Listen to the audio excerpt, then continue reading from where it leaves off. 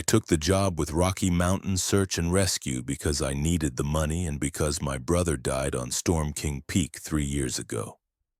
They found him 2 weeks after he went missing, curled beneath an overhang at 9,000 feet. Hypothermia, the coroner said. The search team that brought him down worked through 4 nights in October snow. When I applied, the regional coordinator met me at the ranger station in Woodland Park. Her name was Vera.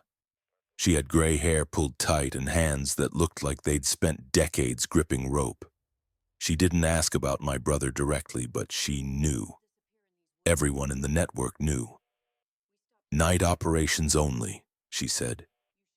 "We handle the cases that come in after 1900 hours. The ones where daylight teams can't wait until morning." She handed me a laminated card. It was cream-colored, slightly worn at the edges. "Memorize this before your first shift. Don't write it down anywhere else. Don't photograph it. When you're off duty, you forget you ever saw it." I read the card in my truck in the parking lot. The list was typed in a small, efficient font.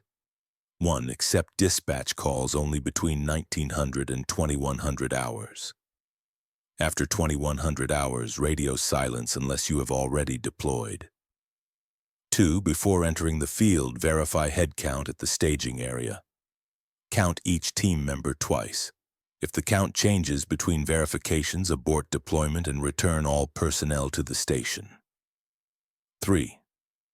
Carry 3 light sources minimum. Test each one at staging. Mark each light with your initials using red tape only. 4. If you find a hiker who claims they have been lost for less than 2 hours but their gear shows heavy frost buildup, do not make physical contact. Radio for a daylight extraction team and maintain a distance of no less than 50 feet until sunrise. 5. Do not respond to calls for help that come from above your position on the trail. Descend immediately to the nearest marked junction and radio your coordinates. 6. If you encounter another search team that you did not hear dispatched over the radio, do not acknowledge them. Continue your assigned route without deviation. 7. During active search, count your team members every 30 minutes. Use names and require verbal confirmation. Any count discrepancy requires immediate return to staging. 8. If a hiker you are assisting begins walking uphill without explanation after 2300 hours, do not follow. Mark the location and wait for daylight. 9. Do not investigate structures or overhangs that are not marked on the topographic map, regardless of whether they appear to offer shelter. 10. Maintain minimum safe distance of 200 feet from any tree line after midnight when above 7,500 feet elevation. 11. If you hear your name called by a voice you recognize but cannot see the speaker, do not answer. Continue your assigned route and mark the time and location in your log. 12. All team members must return to the staging area before 0300 hours, regardless of search status. No exceptions. The card had no explanation, no context, just 12 rules typed in plain language. I asked Vera about it the next day when I came in for equipment training. "They're safety protocols," she said.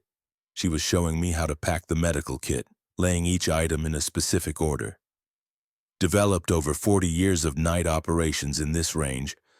Follow them exactly and you'll be fine. What happens if you don't?" She folded the mylar blanket with sharp, practiced creases. "You don't?" My first 3 shifts were quiet.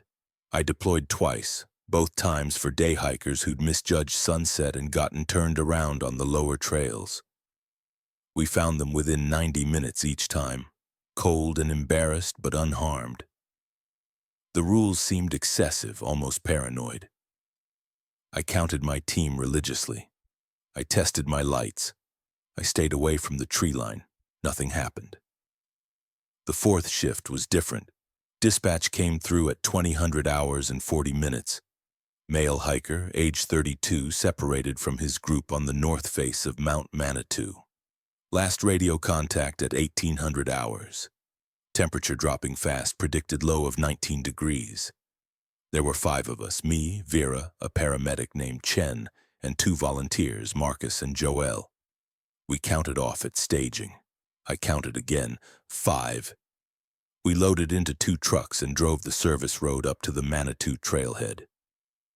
The moon was 3 days from full, bright enough to cast shadows through the pines. We staged at the upper lot at 2100 hours and 12 minutes. I tested my lights, headlamp, handheld flashlight, backup pen light. All 3 marked with red tape and my initials. Standard search fan, Vera said. Chen and Marcus take the east slope. Joel, you're with me on the main trail. We're taking the creek bed. She looked at me. You sure about the creek in the dark? I asked. You follow the rules. The creek is the safest place on this mountain after dark. We moved out at 2118. The air was sharp and thin. My breath came out in clouds that glowed in my headlamp beam. The creek was a silver thread below us, maybe 30 feet wide, running fast over smooth stones. The terrain was rough but navigable. I stayed close to the water, keeping Vera's light in sight ahead of me. My radio crackled every 10 minutes with status checks. Chen and Marcus were working the east slope. No contact yet. At 2215, I heard something above me. A voice, male, calling out. Help! Down here! I stopped. The voice was maybe 60 feet up the slope, back toward the tree line. I'm hurt! I need help! I keyed my radio. Vera, I have possible contact, male voice, up slope from my position. Static, then her voice, flat and certain. Ignore it. Continue route. It sounds real. He sounds injured. Rule 5. Do not respond to calls from above your position. Move. I felt my chest tighten. The voice called again, more desperate. Please, my leg. I kept walking along the creek. The voice faded behind me. My hands were shaking. 30 minutes later, at 2247, Joelle radioed that she had visual contact with the hiker. He was on the main trail, hypothermic but conscious. We converged on her position and began the extraction. The hiker's name was David. He was lucid enough to walk with support. His gear showed light frost, consistent with 6 hours in dropping temperatures. We got him wrapped and moving downhill. At 0108, we were back at staging. 5 team members. I counted twice. In the truck on the way back to the station, I asked Vera about the voice. You did good, she said. First time is always hard. What was it? Doesn't matter, you followed the protocol, that's what matters. Someone could have been hurt up there. She looked at me in the dashboard light. If there had been someone hurt up there, they would have been downhill from you. Calls from above are never the hiker you're looking for. I wanted to ask what they were instead, but something in her expression stopped me. The next shift, there were 6 of us at staging. I counted again. 6. We deployed to search for 2 missing hikers on the south approach to Cathedral Rock. 40 minutes in, I counted again as protocol required. 7. My stomach dropped. I scanned the line. Vera, Chen, Marcus, Joel, a new volunteer named Tessa, and me. 6. I counted again, touching each person with my light. 7. Vera, I said over the radio. Count check. Her voice came back immediately. Count off. Vera. Chen, Marcus, Joel, Tessa. That's 6, I said. I'm 7. Silence on the radio for 3 seconds. All personnel return to staging immediately. Do not investigate. Move now. We turned as a unit and headed back down the trail. I kept my light on the person ahead of me. Nobody spoke. At staging, we counted. 6. I made everyone stand in a line while I physically touched each shoulder. 6 people. My hands were steady, but my pulse was hammering. Good catch, Vera said quietly. She logged the incident in a small notebook she kept in her vest. She didn't write much, just the time and a single letter. I saw her write, C. We scrubbed the mission and went back to the station. The two missing hikers were found the next morning by a daylight team, safe in an emergency shelter they'd improvised. After that, I started noticing things. The way Vera always positioned herself nearest to the tree line, like she was standing guard. The way Chen never looked directly at the forest after midnight, always kept his eyes on the trail. The way all the veterans carried their radios on their left hip, never their right, and kept one hand near the power button at all times. I started keeping my own log, just times and observations. Nothing that would mean anything to anyone else, but it helped me feel like I had some control. 2,300 hours. Shadows in the pines that moved against the wind direction. 115 footsteps on gravel exactly matching our pace but 30 feet behind, no visible source. 140. A deer on the trail that watched us pass, then turned and walked backwards into the brush. I never mentioned these things on the radio. I logged them and kept moving. In late November, we got a call at 2,000 hours exactly. Female hiker, age 28, overdue on the Blue Lake Trail. Heavy snow moving in. Predicted whiteout conditions by midnight. 7 of us deployed. The count was clean. We staged at the Blue Lake Trailhead at 2,132. The snow started at 2,210, light at first, then heavier. Visibility dropped to maybe 40 feet. We spread into a search line, maintaining visual contact, calling out every 5 minutes. At 2,305, Marcus found her. She was sitting against a boulder about 20 feet off the trail, wrapped in a silver emergency blanket.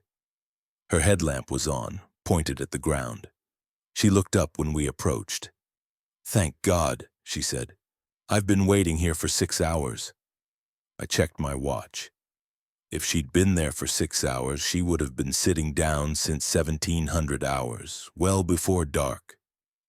I looked at her gear. Her jacket had frost crusted thick on the shoulders and hood. The kind of frost that takes hours in sub-freezing temperatures to build up. But her face was clean. Her breath didn't fog. I remembered Rule 4. I took 3 steps back. "Marcus," I said quietly, "step back, now." "She's hypothermic," he said. "We need to get her wrapped and moving." "Marcus, Rule 4, look at her gear." He looked. I saw the moment he understood. He took 4 steps back, putting himself between me and the woman. "Radio?" he asked quietly. I keyed it. "Vera, we have contact, but unable to assist. Requesting daylight extraction. Position is Blue Lake Trail, 2.3 miles from staging, 20 feet north of marked trail." The woman stood up. The blanket fell away. She was wearing a summer hiking outfit, shorts and a t-shirt, completely wrong for November. "Please," she said, "I'm so cold. I just need help getting down." "We can't help you tonight," I said. My voice sounded steadier than I felt. "Another team will be here in the morning." "I'll die before morning." "No," I said, "you won't." Her expression didn't change, but something about her posture shifted. She looked at us for a long moment, then turned and walked uphill into the trees, moving steadily through snow that should have been impossible to navigate in the dark without a light. We watched her disappear. Marcus was breathing hard. "First time?" I asked. "Yeah." "You did good." You stepped back. We returned to staging at 153. 7 people. Count was clean. The real hiker, the 28-year-old woman from the dispatch call, was found the next morning by a daylight team. She'd made it to an emergency shelter and spent the night there, cold but alive. When they debriefed her, she said she'd never gone off trail, never sat by any boulder, never wore a silver blanket. In December, Vera called me into her office before a shift. "You're doing good work," she said. "You follow the rules. You don't ask questions that don't need answering. Chen is retiring in March. I'm recommending you for his spot on the primary team." "I appreciate that." She handed me a second laminated card. This one was pale blue. Amendments, she said. For personnel who've completed 90 days of night operations, memorize it tonight. Questions can wait until you've run with it for a month. The amendments list had 8 items. 1. If you encounter a hiker wearing your personal clothing or gear, do not acknowledge them. Radio your team lead and move to a different search sector immediately. 2. Between midnight and 0200 hours, do not enter any clearing more than 30 feet in diameter unless absolutely necessary for extraction. If entry is required, cross the clearing in less than 45 seconds and do not stop moving until you reach the opposite tree line. 3. If your radio begins transmitting voices or sounds when you have not keyed the transmit button, remove the battery immediately and continue the mission without radio contact. Do not attempt to listen to the transmission. 4. Do not accept food, water, or equipment from any hiker you encounter, even if they claim they are part of a nearby search team or ranger patrol. 5. If you find boot prints that match the tread pattern of your own boots leading in a direction you have not walked, do not follow them. Mark the location and continue your assigned route. 6. Any search lasting longer than 4 hours requires a mid-mission count check at a marked junction. If the count changes, all personnel must mark their positions with chemical light sticks and remain stationary until sunrise. 7. If a hiker you are assisting claims to recognize you by name but you have never met them before, maintain normal extraction procedures but do not engage in conversation beyond necessary safety communication. 8. No team member may conduct a solo search under any circumstances, even for equipment retrieval or routine trail checks. I read the list 3 times, then I went out for my shift. At 2046, we got a call. 2 hikers missing on Storm King Peak. Storm King, where my brother died. I felt my chest go tight. "You good?" Vera asked him. "I'm good." We staged at 2130, 8 of us this time, the largest team I'd worked with. The count was clean. We split into 2 groups. I went with Vera, Marcus, and Joel up the north face. The trail was ice and exposed rock. The wind was brutal, steady at 30 miles per hour with gusts that nearly knocked me off balance. We moved slowly, testing each foothold. At 2352, I saw boot prints. Fresh prints, recent enough that the wind hadn't filled them yet. They led off the trail to the east, toward a ridgeline. I checked the tread pattern with my light. Vibram Arctic grip. I looked down at my own boots. Same pattern. Rule 5 from the amendments. Do not follow prints that match your own. I keyed my radio. "Vera, I have boot prints matching my tread pattern heading off trail to the east. Marking location and continuing route." "Copy that. Stay on trail."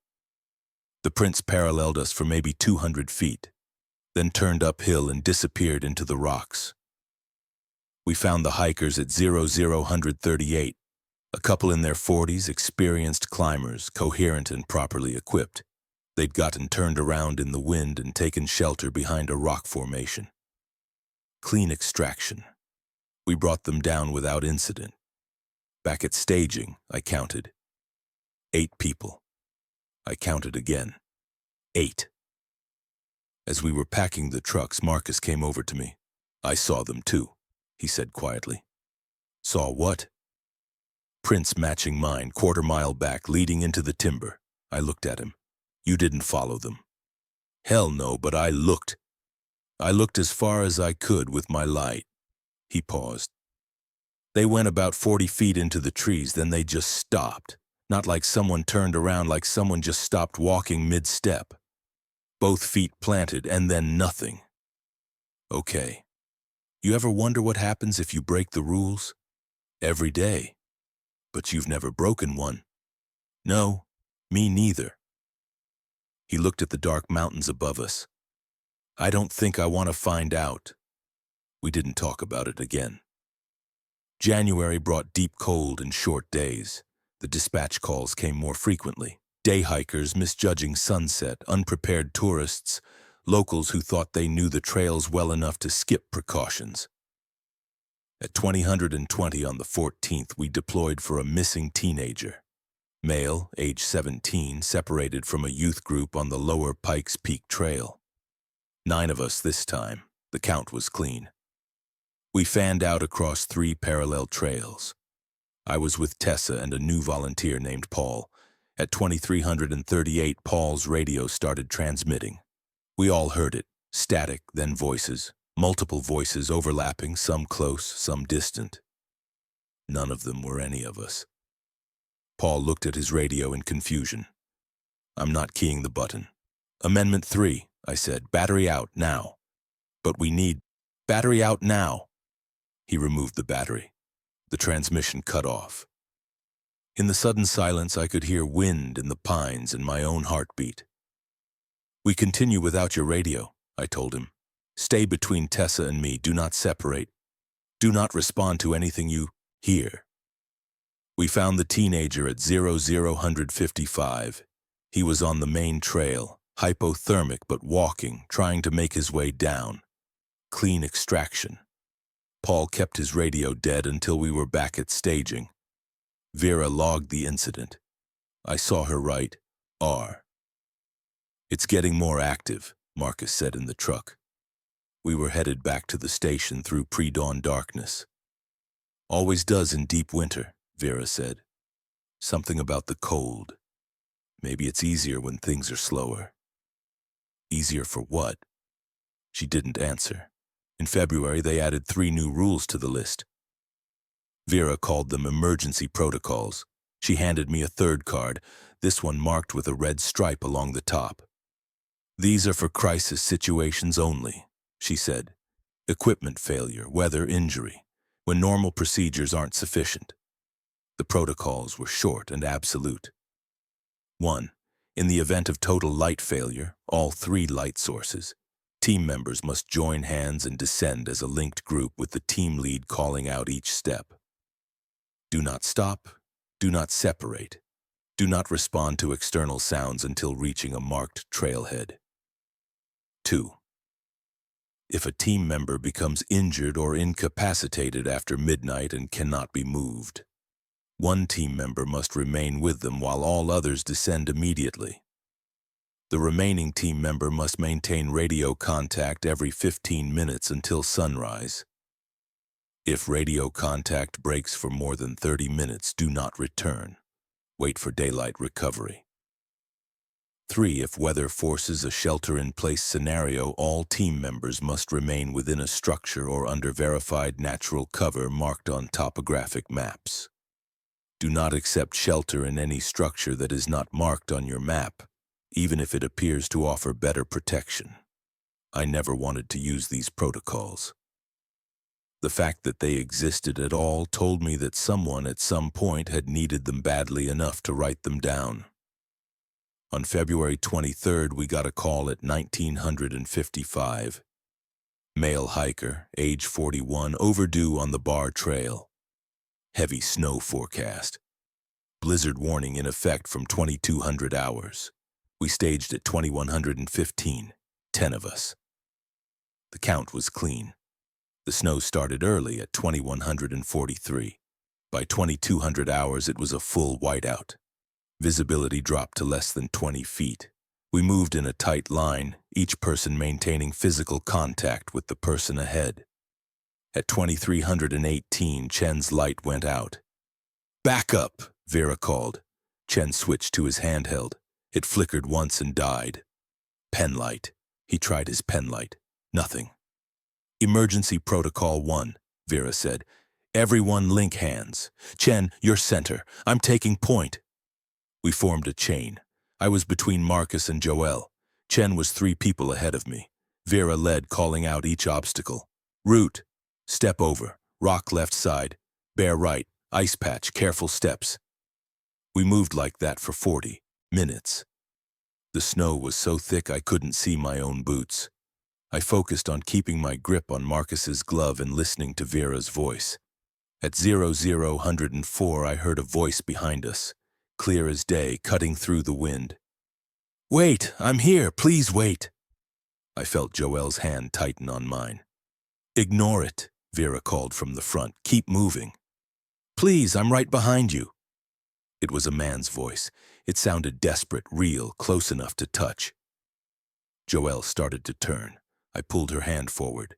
Keep moving, I said. Stay with the chain. We descended for another 20 minutes. The voice followed us most of the way, sometimes close, sometimes distant, always behind us. Nobody turned around. Nobody broke the chain. We reached the trailhead at 0026. 10 people. I counted twice in the parking lot lights. 10.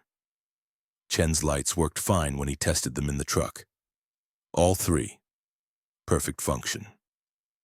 The hiker, the 41-year-old man, was found the next morning by a daylight team. He'd made it down to a lower trail shelter and waited out the storm. When they debriefed him, he said he never called out for help, never tried to catch up to anyone. He'd stayed put like he was supposed to. March came in warm. The snow started melting. The trails turned to mud and ice melt. We had fewer calls, shorter searches. I started to relax slightly, to feel like maybe I understood the patterns. That was a mistake. On March 18th, at 2033, we got a call. Female hiker, age 35, missing on Cathedral Rock.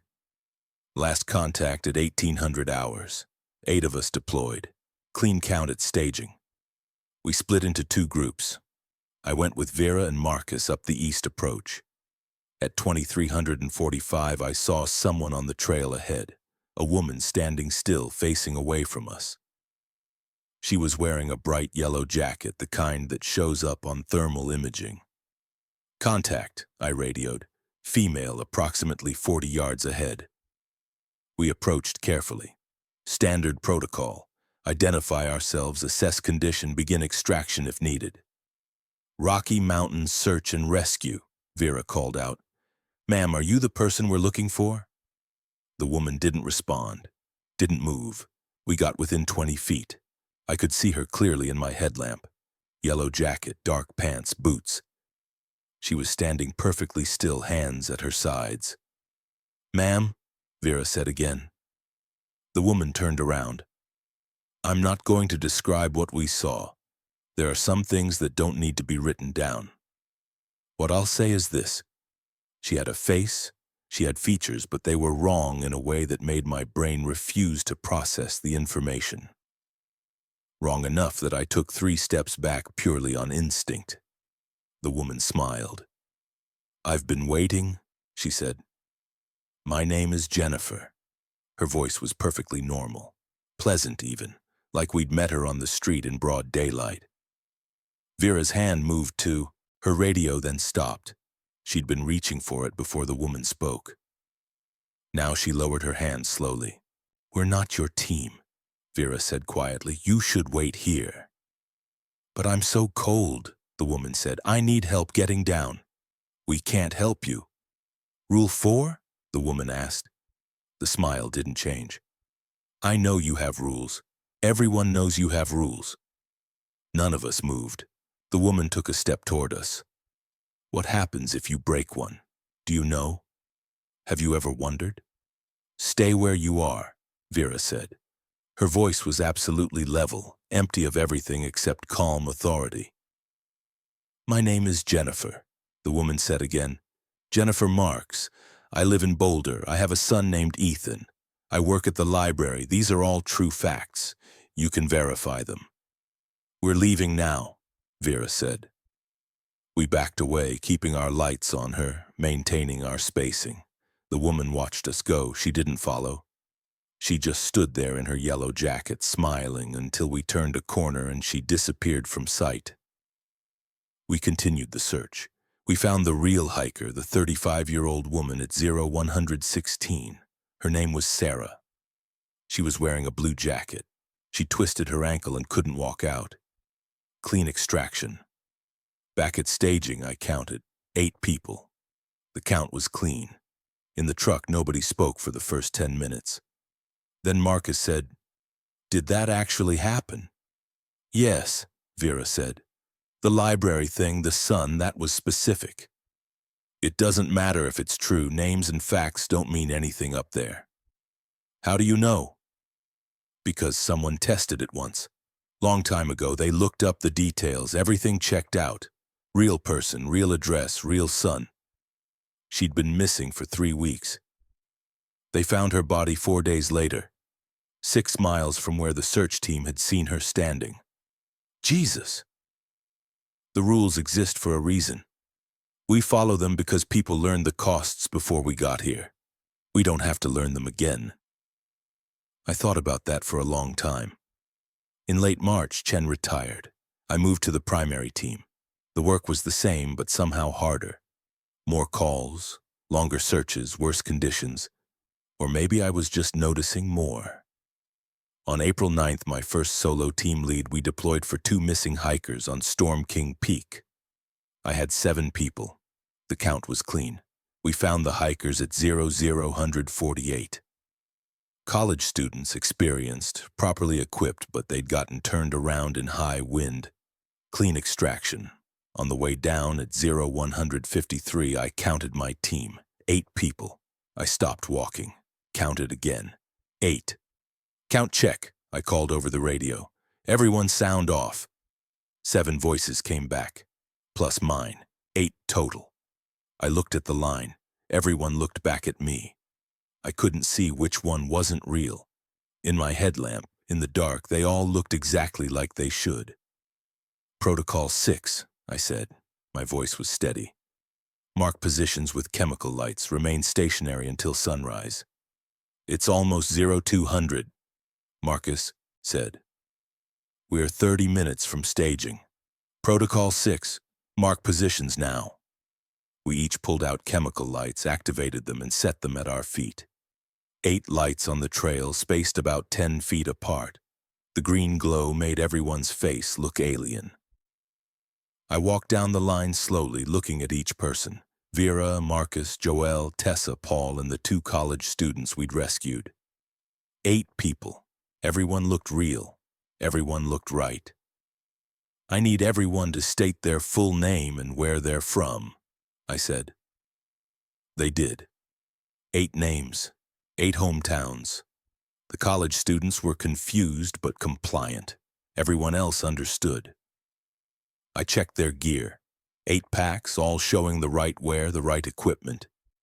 8 sets of boots, all showing mud and scuff marks consistent with hours on the trail. I couldn't tell. Okay, I said. New protocol. We wait here until sunrise. 3 hours and 12 minutes. Nobody moves. Nobody speaks unless radio contact is required. If you need to sit next to your chemical light. Do not change positions. We waited. It was one of the longest nights of my life. Not because of fear exactly, but because of the uncertainty. 8 people sitting in a line on a dark trail, each with a green light at their feet, and I had no way to know which one wasn't supposed to be there. At 0345, one of the chemical lights went out. Not dimmed, not faded, just went dark between one moment and the next. I counted the lights. 7. I counted the people. 7. Everyone check in, I said over the radio. 7 voices, including mine. Nobody mentioned the missing light. Nobody asked who'd been sitting there. We waited until sunrise, then we descended as a group. At staging, the count was clean. 7 people. I logged it. I didn't know what else to do. In May, they updated the rules again. 3 new amendments, mostly clarifications. Tighter windows on timing, more specific distances, additional restrictions on what equipment could be used after midnight. I memorized them. I followed them exactly. On May 27th, I led my last search before taking a scheduled week off. 4 missing hikers on the Lower Pikes Peak Trail. They'd gone off trail to photograph wildlife at sunset and couldn't find their way back. We found all 4 at 2338. Clean extraction, no incidents. I brought everyone back to staging at 0251. The count was clean. In the parking lot, as we were loading equipment, Vera came over to me. "You did good tonight," she said. "Thanks. You've run 63 searches since January. No losses, no serious incidents. You follow the rules better than anyone I've trained in 15 years. I learned from good people. She was quiet for a moment, looking up at the dark mountains. My first team lead, she said. 22 years ago, I brought back everyone but one. Young guy, 24. He heard his girlfriend calling from uphill. Swore it was her voice. Said she'd come looking for him because he was late. He went off trail before I could stop him. We found him 4 days later. Hypothermia.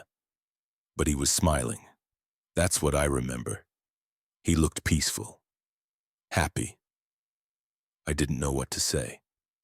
The rules exist because people like him paid for them. Every rule is written in someone's choice. Good people who made mistakes. We follow them because we owe them that. We don't get to learn for ourselves. I understand. Do you? She looked at me. Because someday you're going to be up there and you're going to hear something or see something that makes you want to break a rule. Something personal. Something that knows exactly what will make you doubt. And you're going to have about 5 seconds to decide. I'll follow the rules. Good. She handed me a small notebook, the same kind she carried. When you come back, you're taking over the primary team. I'm moving to training. This is yours now. Names of people who paid for each rule. Not everyone, just the ones we knew about. Read it when you're ready. Remember them. I took the notebook. It was heavier than it should have been. That night, alone in my apartment, I opened it. 37 names, dates, 1 or 2 sentence descriptions. Next to each name, a letter corresponding to a rule number. I recognized 3 of the names. One was a ranger I'd met during training. One was someone Marcus had mentioned once. One was my brother. Next to his name, Rule 8. Followed hiker uphill after 2,300 hours. Found 14 days later at 9,000 feet. I'd thought it was simple hypothermia. The coroner had said hypothermia. But now I knew there was more to it. He'd broken a rule that probably didn't exist yet when he went out there. They wrote Rule 8 after they found him. I closed the notebook. I didn't cry.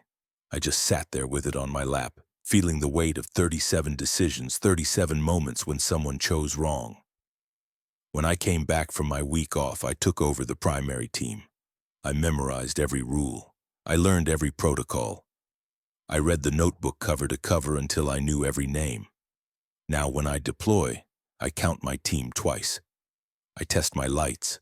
I stay away from the tree line. I do not respond to calls from above my position.